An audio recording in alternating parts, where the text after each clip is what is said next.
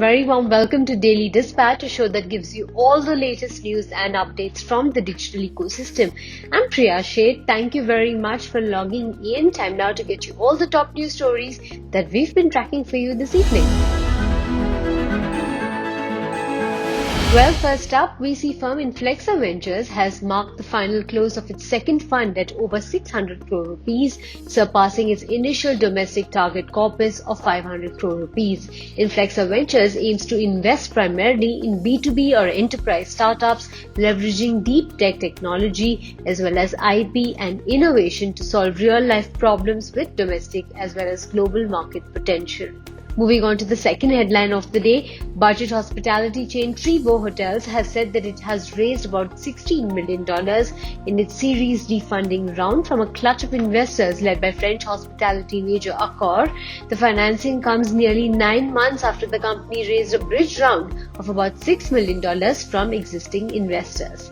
Well, health technology startup Meadow has closed its pre-Series A round at $6 million. The focus will be to increase presence as well as national footprint, both with more clinics in the NCR region as well as expansion to other cities. Moving on to the final headline of the day, reports suggest that online gaming platform Mobile Premier League or the MPL is all set to enter the US market. The Sequoia India-backed startup seeks to stand out in the US market by becoming a super app, which is a unified gaming platform with multiple offerings.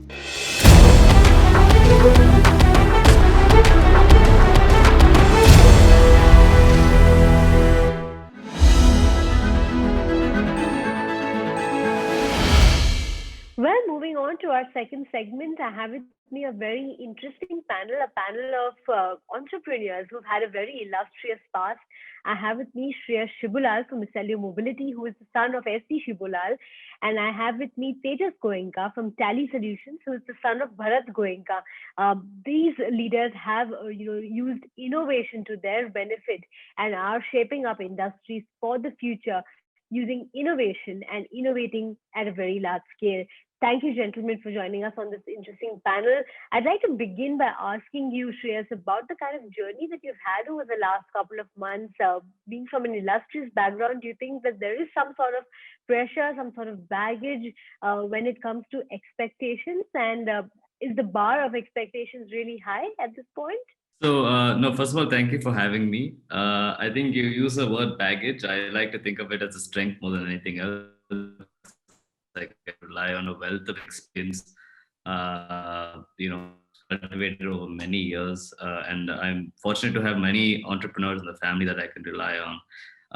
As far as expectations are concerned, I think, if you let that bother you, I think you're bogging yourself down. It's something I don't really think about that much. I think I really don't think of it as baggage. Tejas, you are also hailing from a similar background. So, what's your thoughts on this? And thanks again for having me, Priya. I have the same views as Shreyas. I think it's the more you look at it as an opportunity, I think the more you learn from the background that you've got. And you take those experiences, it really helps you build your worldview a little bit stronger and a little bit better. So I think that's a big part of it. And expectations are always there. Expectations are there from whatever background you are from. Expectations will be there from parents, will be there from friends, extended family. And I think that you have to kind of just zone in when you're figuring out what you want out of life, and just straight kind of true to that. Right now, I want to talk to both of you in terms of what kind of innovations are you bringing to the table. Now, Shreyas, I know that you've started your own EV startup. It's called Micelio Mobility, and you've been bringing about a lot of innovation on the table out there. So, talk to us about what kind of innovation are you bringing to the table, and what attributes of your learnings from your father and from your family of entrepreneurs are you bringing to the table out there? So, maybe I'll talk a little bit about my journey. I had this really strong passion for automobiles, and I think it was very important for me to do something with a very strong social conscience. And I think that's probably similar. There's probably one similarity that exists in a lot of the things that my family does. And with my background in technology, I think electric vehicles made a lot of sense. So we're doing a couple of different things. We have two ventures which are more on the ecosystem cultivation side, and then we have more commercial ventures. So on the ecosystem side, we have the Micelio Fund and also the Micelio Discovery Studio. The Micelio Fund is a seed stage fund for startups in the electric vehicle space, and it's really meant, and I think we're one of a kind in a lot of ways because we're pure play EV in that sense. And also, I think we really take a long term view into this industry, and I think it is a long gestation period kind of an industry, and I think most of the patient capital is really what's required for startups in this space. And the Micelio Discovery Studio is a product development facility, not just meant for our portfolio companies, but anyone else who would like to come and use it. Really the idea behind it is that a lot of the equipment is that's required to kind of create prototypes for an EV company are prohibitively expensive. So we really want to bring down the barrier of entry to get into the space. And coming to our more commercial ventures, we have Lightning Logistics, which is a pure play EV last mile logistics provider. And we currently operate in 3 cities in India, still very much in the pilot stage. And we're also looking at developing our own last mile logistics, an EV form factor for a last mile logistics vehicle. And I think this is something that's quite unique and probably not addressed in this country yet. Most of the vehicles that you see on the road, most of the EV vehicles that you see on the road, EV two-wheelers are really meant for the commuter use case. And we really wanted to make something that was for the logistics use case, something very rugged and really can meet those performance requirements. Right, Tejas, at Tally Solutions, you're taking the business forward, you're bringing your own freshness to the business. So, what's been your strategy out there? What kind of newness are you bringing to the existing business? Sure. So again, just a little bit of background. I think over the last 30, 35 years, we've kind of come to be known as the accounting software, mainly in India and a little bit of outside of India. But over the last few years, we've been pushing ourselves in the Middle East, Africa, Southeast Asia a lot more. So international is one kind of core part of it. But I think the bigger story is that I think this decade, what we're trying to do, and the landscape really allows for it, is try and see if we can move from, we just crossed a milestone of selling 2 million licenses a couple of months ago. But I think we're now setting our sights on, can we move this to a few 100 million customers across the world? And can we positively impact that MSME space through building, applications that are meant for helping their businesses grow a little bit faster, a little bit better. And the core is going to be how we can help applications talk to each other, applications connect to each other. That's really where we think we can bring in a lot of value. And most of the focus has been on that. So we are basically rewriting a lot of the applications from scratch. It's pretty much Control A, delete, and restart. So looking forward to the next big phase over this decade. Right, we'll come to those specifics in just a bit. But Shreyas, I want to ask you one interesting question that I had in mind is, did you always want to be an entrepreneur? You've hailed from a family of entrepreneurs who've been innovators in their own way. So was this something that was in your mind since you were a child, to invent something, to create something of your own, and to start up a business of your own?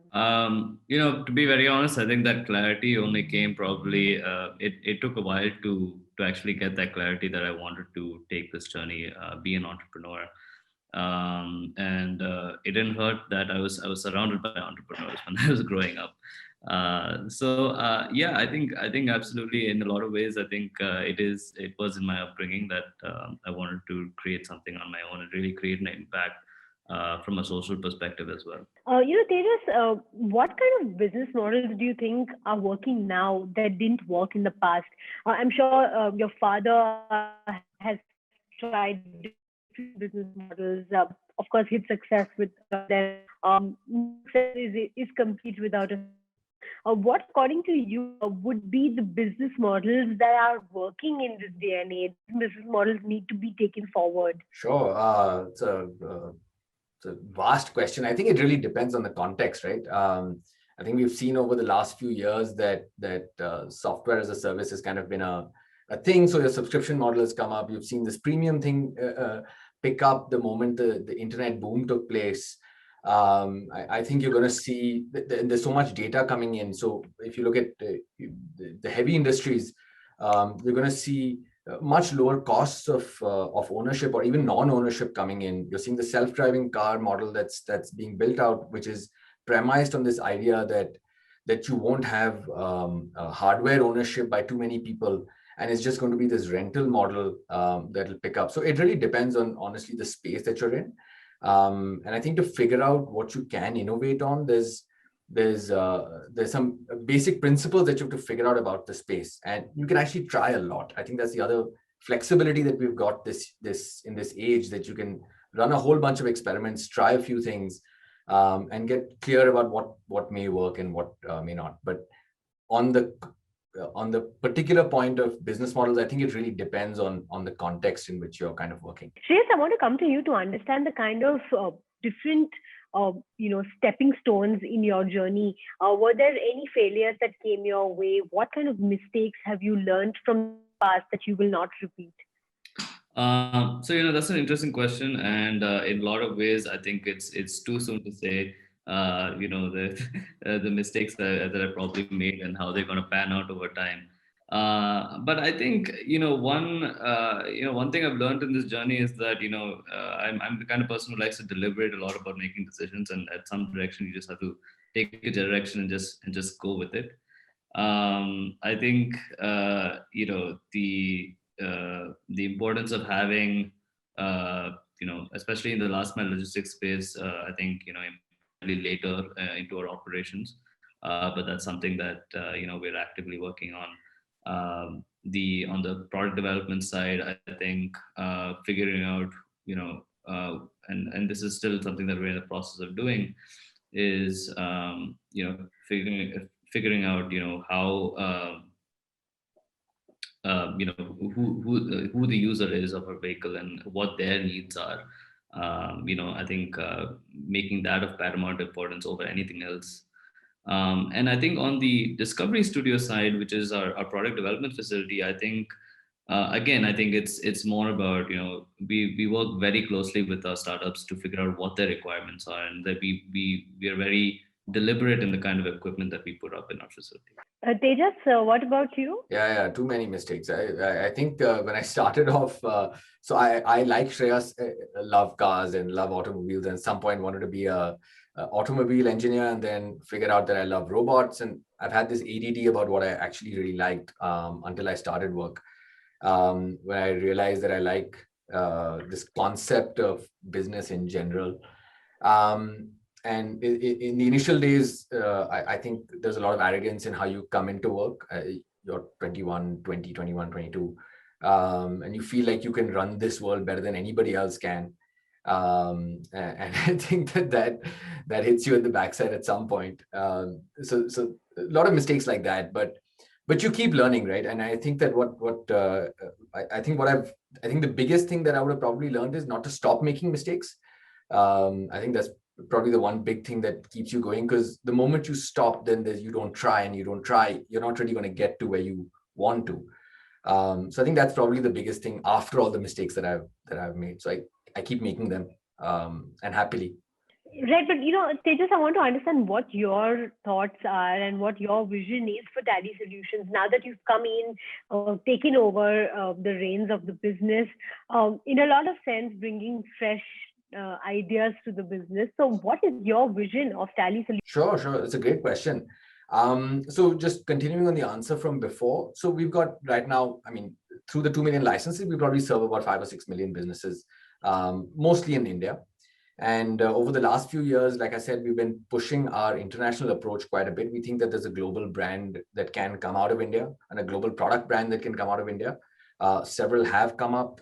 We'd love to be one of those. I think that's one part of the story. But I think the bigger thing is that there are probably going to be 500 million odd enterprises, entrepreneurs across the world in maybe a decade or so. And we think that the basics of software, what I've come to learn is it allows you to think about serving a large majority of them. So can we move from the 2 million to, let's say, a 200 million over the next decade? And can we build these connected solutions for businesses, small to, I would say, medium, not so interested in the large business completely, But that micro business that will work on the phone only to medium enterprises with a few hundred employees, can we build these connected solutions for them that allow them to run their businesses faster? That's the core idea, is just that can we enable commerce to become much, much faster for them? Today, we've remained at the back office. We'd love to creep into the front office. We'd love to help them find more customers. We'd love to help them interact with those customers without any headaches.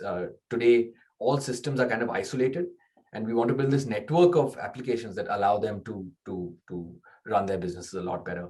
So that's the foundational idea, and I think that you can build a lot more on top of this for businesses, But we want to focus on the small entrepreneur who doesn't have access to expensive tools and kind of innovate for them.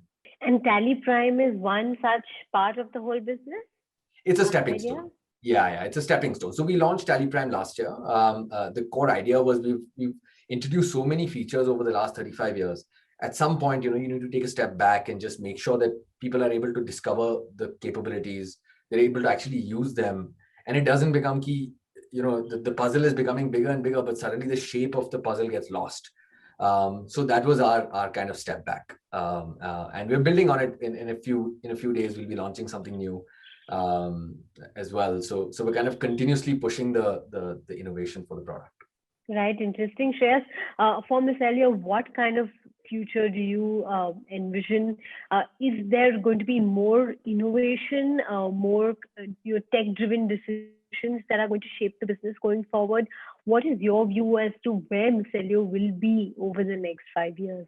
I think we're really as a company, of course, like many others in the space, we're really riding that wave of kind of this revolution in mobility, not just from a drivetrain propulsion system, which is transitioning more towards electric, like EVs right now, but also in terms of the smart features. I mean, autonomous is definitely one area that very long term that we may want to look at if it makes sense for the markets that we're looking at.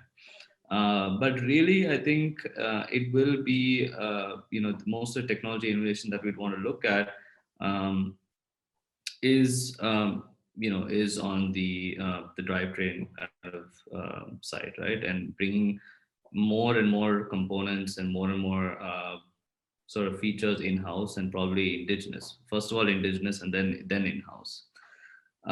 So I think those are really the kinds of innovations that we'd want to make going forward. Yeah.